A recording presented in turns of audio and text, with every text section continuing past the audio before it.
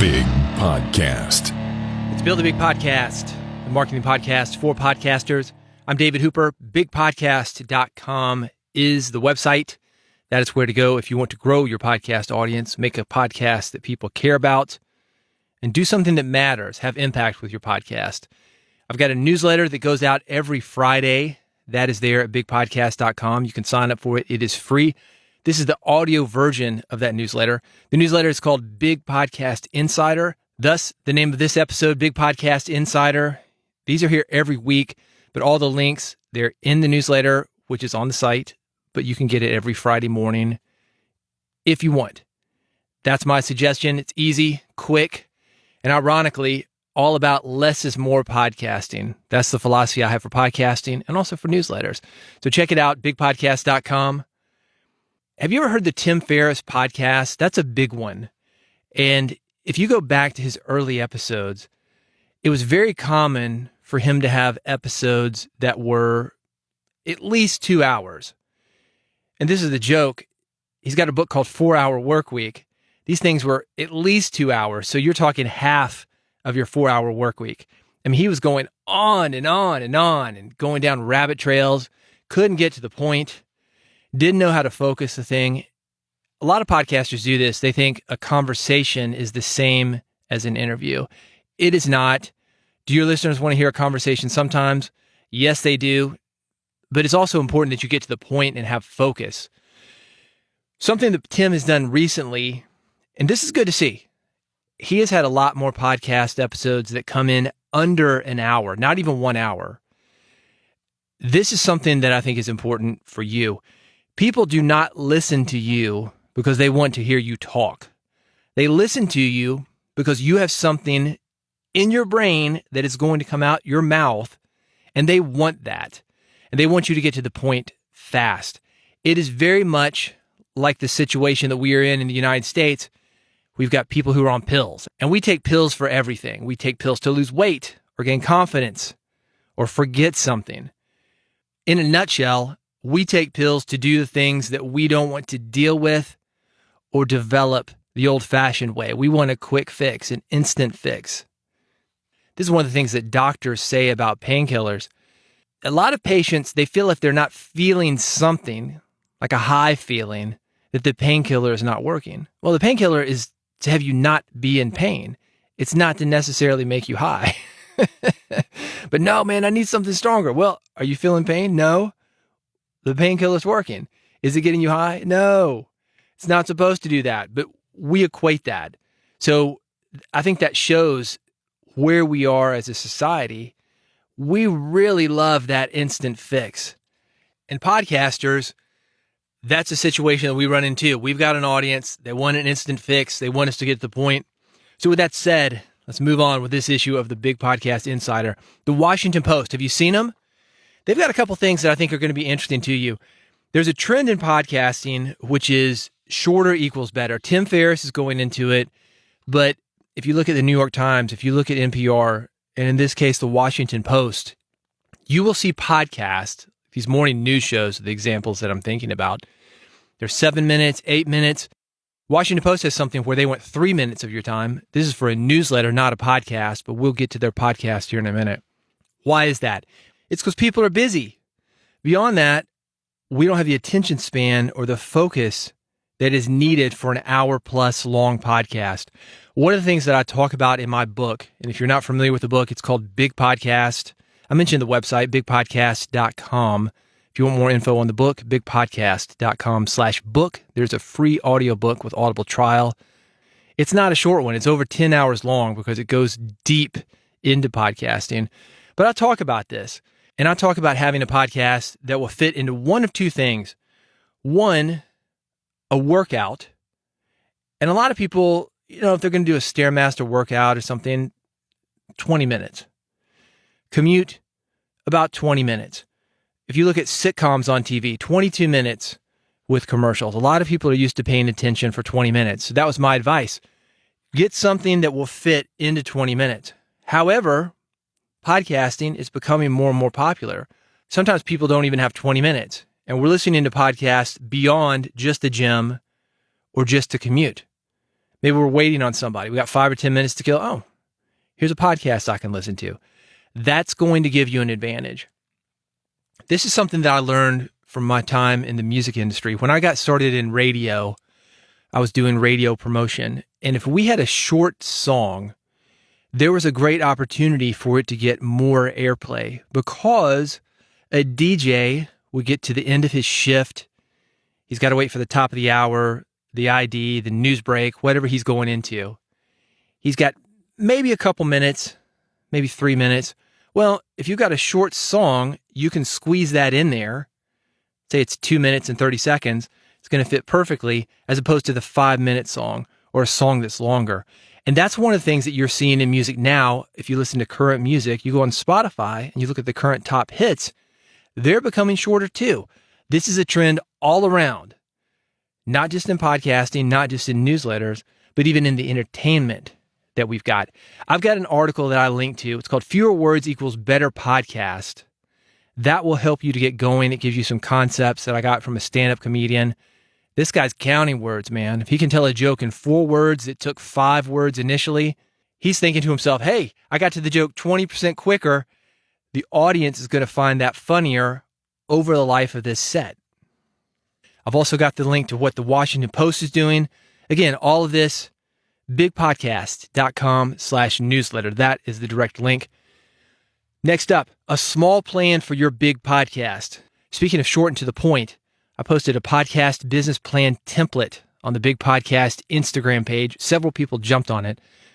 That link, by the way, the Big Podcast Instagram page, the username, it's Big Podcast 1, numeral 1, Big Podcast 1. Go to that. You will see it. And in this newsletter, I have an example from Joanna of a podcast called Letter to My Ex that shows a good way to do this. She went through it. It takes about 10 minutes. It guides you through the things that you need to think about when you are planning your podcast. It's a small plan, but small hinges, they swing big doors. And if you go into your podcast well prepared, they talk about sharpening the axe. It's going to make cutting down that tree so much easier. Same thing with your podcast. Not only the plan that you have going into the studio so you can record an episode, but also the plan that you have actually developing the podcast, making it a business, making money from it, going after guests that people are interested in. To check it out, it's on the Big Podcast 1 Instagram page, but I've got it linked directly at the newsletter. You can get the newsletter, bigpodcast.com/newsletter. Speaking of very short messages, the social media that I love the most, and I like Instagram, but I really like Twitter. I like Twitter because it's interactive. If I want to reach out to somebody, I can hit them with a quick message, 280 characters. They get back to me very quickly. Who takes that seriously? It's a story I love to tell. You might have heard me say it. Richard Marx. You know Richard Marx? He gets into trouble a lot on Twitter. And Richard was doing some work in Nashville. I'm in Nashville. I thought he was living here. He was in town so much. So I sent him a message. I said, hey, Richard, I'd love for you to come to the radio studio. I'd love to spend an hour with you, get in your story. Let's get it on tape. Let me know if you're up for it. Within a couple hours, I've got a message from Richard Marx. I get with his assistant. We book it. He's walking in my studio the next week. That is the power of one tweet. And it started with the message, 280 characters or less. And there are some things that Twitter is doing, because social media is so competitive, that will help you to reach even more people, make money via Twitter. They've got a great newsletter service, for example. 5 Twitter updates that podcasters should be aware of. That is in the current newsletter. One of the things you need to be aware of is the concept of super followers. You have to get on the waiting list for this. But if you've got 10,000 or more followers, if you're 18 years old, if you've done at least 25 tweets within the last 30 days, if you're based in the United States, and if you will follow their super followers policy, which I've linked in this newsletter, you can sign up for this early. That 10,000 follower number, I expect that to come down. Let's plan for that. And right now, even if you don't have 10,000 followers, let's get you ahead of the game, because Twitter is a great way to connect directly with people. I can't tell you how many interviews that I've booked, how many people that I've talked to that I never would have talked to don't have their phone numbers. I don't have any idea who manages them. I don't have any other way to get in touch with them, but we can talk via Twitter. So check that out. The link, bigpodcast.com, also in the episode notes. So if you go to podcast.bigpodcast.com, you'll see all this linked within the episode notes. The next topic, Dollar Tree. You've seen it. Everything is $1. And there's also a store, ironically owned by Dollar Tree, called Everything's $1. The same concept. Everything in the store is $1. Like the 5 and dime that came before it, there is a problem at Dollar Tree, which is $1 does not buy what it used to. 4 years ago, I started a podcast for National Podcast Post Month, NaPodPoMo. It was a challenge to create 30 podcast episodes in 30 days. It was starting. In fact, it had already started. I was about 3 days behind when I started it. I needed a title. So I said, okay, I'm going to do this every day. I'm going to call it Big Podcast Daily. I thought at the end of the 30 days, I would be done. But I ended up doing that podcast for about 250 days. I think 257 days was the exact number of daily episodes that I did. Here was the problem with that podcast, and this is the same thing that Dollar Tree is facing. Daily podcast can be a grind. The name of the podcast, Big Podcast Daily. And that daily podcast, not only was it a grind for me, it was also a grind for listeners. 3 or 4 episodes would stack up. They would get overwhelmed. All right, I'm unsubscribing. I'm out of here. So I had to change the name of that podcast. That podcast became this podcast, Build a Big Podcast. And I moved forward with something less frequent. This is the lesson for you. And this happens a lot. So if you're going through this, do not think that you are the only one. Every week, I get emails, tweets, people reaching out to me. Hey, I'm thinking about changing my name. One of the reasons that people do that is because, like Dollar Tree, like Big Podcast Daily, sometimes you outgrow a name. Maybe you just feel like a change. I'm not going to judge. I think sometimes people change a name thinking it's going to be a quick fix. Something's not working. They're not necessarily putting the work in. They think, oh, if I change my name, everything's going to happen easily. And not necessarily. But if you think about companies like Fiverr, $5 tasks, that's what they offered when they started. These days, yeah, there's some $5 things, but you've got to pay $1 fee on top of that. So as a buyer, you're never going to get in and out of there for $5. And a lot of stuff on Fiverr, it could be several $100s. Fiverr, that name doesn't really work for them. It's a quick, catchy name. They already built upon it. Dollar Tree, well, they built upon it too. So they're probably not changing their name. But you as a podcaster, you may want to consider that. Here are 2 things that I know about name changes. 1, do it now. Sooner is better than later. The second, people will move forward with you, and they're more open to a name change than you think that they will be. I want you to consider this. You probably know people, I know a lot of them during COVID, that have gotten divorced. Their relationship, for whatever reason, has changed. And think about how many people that you know that have been divorced, they're going through a divorce, and they've decided to change their names. Or how many people have gotten married, or maybe remarried, and they've decided to change their names. I know people, they're single, they get married, change their name, get divorced, go back to the maiden name, get married again, change their name. I know people 4 or 5 different names. And you think about it a couple months in on the new name, like, wait a minute, what was her name? I don't remember, because you know her new name. You get used to it very quickly. In a couple of months, most people will not even remember the old name. So consider that if you're thinking about a name change for your podcast. All of this at bigpodcast.com or in the episode notes for this podcast. One more thing on the subject, by the way. Let me add this. If a name change is too bold for you, like, whoa, I could never change my name. It's too scary for you right now. You may want to consider changing the subtitle or the tag. I just did an episode on my sister podcast called Red Podcast, RED, like the color, podcast.com. It's about changing the subtitle of that podcast. When it started, it was called the Marketing Podcast for Influencers. Influencers meant something different than it does today. When I say that word influencer today, people think, oh yeah, Kim Kardashian, social media. That was around when I started Red Podcast, but it wasn't in the lexicon. When I thought of influencers, it was people who were influencing change, people like you, people who had a podcast, people who were speaking, people who were doing events. They were changing hearts, minds. They were building something. They had talent. They had a message. It wasn't just because they were famous and they were shilling stuff on Instagram. But names change, definitions change. I had to change with it. So consider that if you're not up for a full-on name change, and it really needs to happen because whatever name you've got isn't as exact as it could have been. And we learn things as we get into something, right? If I had to go back and do it again, Red, it meant something at the time. It stood for Real Entrepreneur Development. Well, it's not anymore. It's something bigger than that because things change when you get into a podcast. The podcast you start is not the podcast that you end up with. It's a living thing, and it should change. So don't be afraid to change with it. Sometimes you're going to work with that name. I kept Red. I changed the subtitle. Sometimes what you want to do, you want to change the entire thing.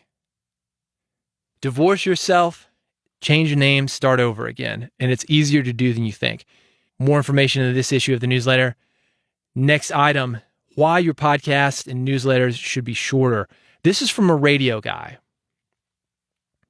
Some people say, you don't know what you're talking about. All right, well, let's talk to a radio guy. Here's the quote. A Pacific content analysis from 2019 found that the average length of a podcast, based on nearly 19 million episodes for more than 600,000 podcasts, is just north of 41 minutes long. That represents a decrease of a couple minutes in a study conducted 2 years earlier. Still, 40 minutes is a long time, especially in our fast-paced lives. Here's where the Washington Post comes back in. I talked about the newsletter earlier. In this article, he mentions the Washington Post and the short-form audio content that they've got. Who owns the Washington Post? Do you know? It's Jeff Bezos from Amazon. He bought it in 2013. He purchased it for $250 million. People thought he was crazy. Now, to Bezos, that's pocket change. $250 million, not a big deal to him. But one of the things that he's gotten from the Post, and it's definitely something that he's got from Amazon, which is one of the reasons that you want to pay attention to him, he's got a ton of data about how people use the web. This guy is crazy. I've got friends of mine at Amazon. They are looking at every single thing that you do. That's why when you go to Amazon for one thing, you end up with 5 or 6 things. That's why Amazon is the first thing that you think about when it comes to buying anything. They've got us, man. And they do some things great. They do some things not so great.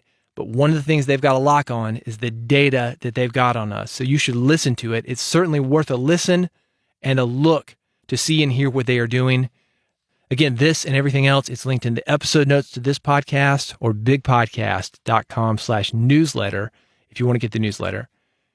How to improve your podcast studio is the next item. Not only improve your podcast studio, also sound better. If you heard the last episode that I did, that was the very first episode I did in this new studio that I built. It's sort of the old studio, but I built a new studio on top of it. It's a room within a room, and I talk about that with Marcus. Marcus is a buddy of mine from the music industry. He's wired a lot of the big studios around Nashville, Music Row. He used to work for a band called Creed, if you know Creed. He released some plans for some DIY acoustic panels, and those plans linked in the episode notes and also the newsletter, just like everything else I'm talking about. I took those plans, I redesigned them for my space. The space that I'm in now, it's 5 by 8 by 8. 5 feet wide, 8 feet long, 8 feet tall. And in this episode, we went deep into how to make your space the best sounding space that it can be. We looked at 3 different things. One of them, a portable setup. So let's say you've got a living room, a bedroom, and you put up your equipment and then you take it down. You put up your equipment, you take it down. Maybe you're going to different places where you're interviewing people remotely. He talks about how to get the very best sound from a situation like that, regardless of where you're recording. The second thing that we talked about was a situation like mine, the 5 by 8 by 8 closet, because that's basically what this is. It's a tricked out closet. We went deep into that. If you've got a space like that, we're going to make your closet sound better, even if it's full of clothes. The third thing that we did, We talked about what I call a spare bedroom. If you got a spare bedroom, a home office, Marcus's space, strangely enough, is exactly 10 times larger than the space that I'm in. He uses about the same amount of panels that I've got in this small space, and his space sounds great.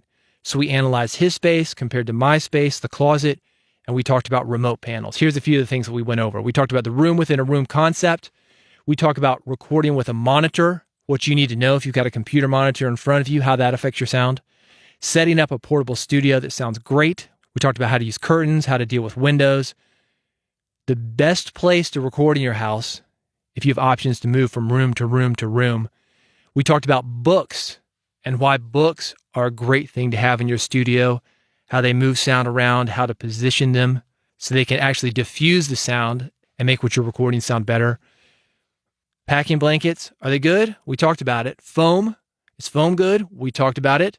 What you need to know about ceiling panels, sometimes called clouds, exactly what to do if you want to install some clouds in your space. Studio comfort versus function. Also, what is good enough? Sometimes you want a little reverb, or do you? We talk about all of it. It is on the previous episode to this episode, so you might have already heard it. If you have not, let me tell you how to subscribe. That's going to be one of the best ways for you to keep in touch with me. I send these messages out often. The Big Podcast Insider episodes, they come out every week. I've got episodes in between as well. Here's how to make sure you don't miss any of them. Go to bigpodcast.com/subscribe. bigpodcast.com/subscribe. You will see 3 buttons. Pick the one that resembles how you get your podcast. I have one for iPhone. I have one for Android phones. I've got an RSS feed. Some people don't know what that is. You are a podcaster, so you know what it is. iPhone, Android, RSS. I got you covered. And it's at bigpodcast.com/subscribe. Speaking of Marcus, I have something coming up with him, and you're going to love it. This is an opportunity for you to send your questions directly to him and have him answer them. You could ask him about your space, your microphone, how to make panels with the things you've already got around your house. Ask him whatever you want. He can tell you how to make your podcast sound better. That is coming up. I will keep you posted on that. Also, for more information, as always, bigpodcast.com. I've got some episode templates for you there, some other resources to help you make your podcast sound better. So if you have not already signed up for the mailing list, in addition to the newsletter, I can get you those things. Bigpodcast.com is how to do that. Thank you so much for listening. I appreciate your support, and I will see you on the next episode of Build a Big Podcast.